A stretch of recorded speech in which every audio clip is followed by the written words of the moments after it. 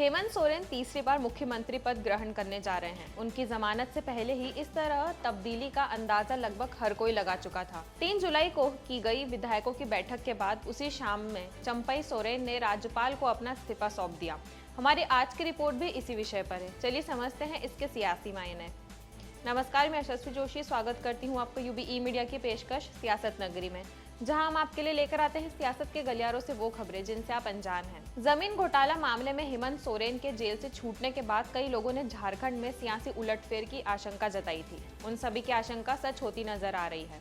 28 जून को हेमंत सोरेन को जमानत मिली और वो जेल से निकल गए। इसके बाद 3 जुलाई को सीएम आवास पर आईएनडीआईए गठबंधन के विधायकों की एक बैठक आयोजित की गई थी। सीएम आवास पर हुए बैठक में विधायकों ने बहुमत के साथ हेमंत सोरेन को अपने नेता के तौर पर चुना है, जिसके बाद उसी शाम में चंपई सोरेन राजभवन पहुंचे और राज्यपाल सीपी राधाकृष्णन को अपना इस्तीफा सौंपा। इसके बाद हेमंत सोरेन ने नई सरकार गठन का दावा पेश कर दिया। हेमंत सोरेन को कुल 44 विधायकों का समर्थन मिला है। झारखंड के सियासत में उलटफेर करने के बाद अब 7 जुलाई को हेमंत सोरेन झारखंड के 13वें मुख्यमंत्री के रूप में तीसरी बार मुख्यमंत्री पद की शपथ लेंगे और हेमंत सोरेन के साथ उनके कैबिनेट मंत्री भी शपथ लेंगे, जिसमें कुछ नए चेहरे भी शामिल होंगे। इस साल के शुरुआती महीने में 31 जनवरी में हेमंत सोरेन को लैंडमाइंस केस में गिरफ्तार किया गया था।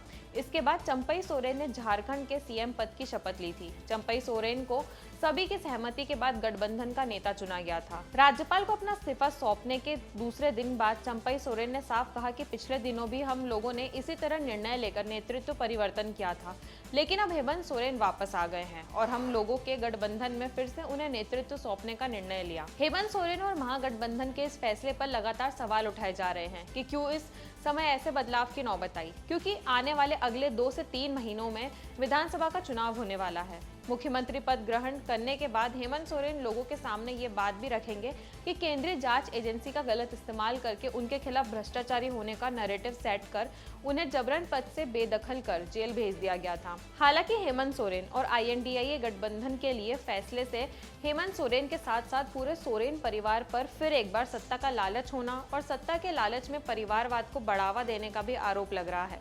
इसके साथ यह भी आरोप लग रहा है कि यह परिवार खुद को बहुत दिनों तक सत्ता से दूर नहीं रख सकता, ना ही ये परिवार दूसरों को सत्ता में काबिज देख सकता है। साल 2019 में हुए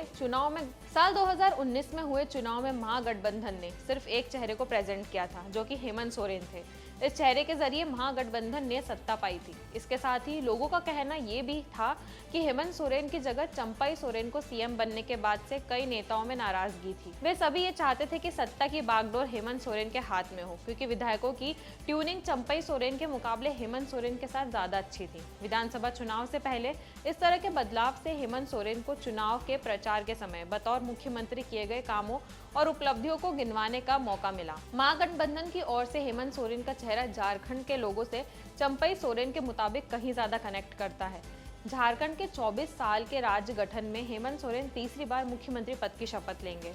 हेमंत सोरेन से पहले उनके पिता शिबू सोरेन और राज्य के पूर्व मुख्यमंत्री अर्जुन मुंडा ने भी 3 बार मुख्यमंत्री पद की शपथ ली थी, जबकि बाबूलाल मरांडी, मधु कोड़ा और चंपई सोरेन और रघुवीर दास भी राज्य के मुख्यमंत्री पद की शपथ ले चुके हैं। 24 वर्षों के झारखंड में रघुवीर दास एकमात्र ऐसे मुख्यमंत्री रहे हैं जिन्होंने अपने 5 सालों का कार्यकाल पूरा किया है। तो यह थी हमारी आज की खास रिपोर्ट और आपको यह कैसी लगी, अपने विचार हमसे जरूर साझा करें। वीडियो पसंद आए तो इसे लाइक और शेयर करें, साथ ही चैनल को सब्सक्राइब जरूर करें। सियासत नगरी आपके लिए लाता रहेगा ऐसी ही सियासती खबरें। तब तक के लिए धन्यवाद।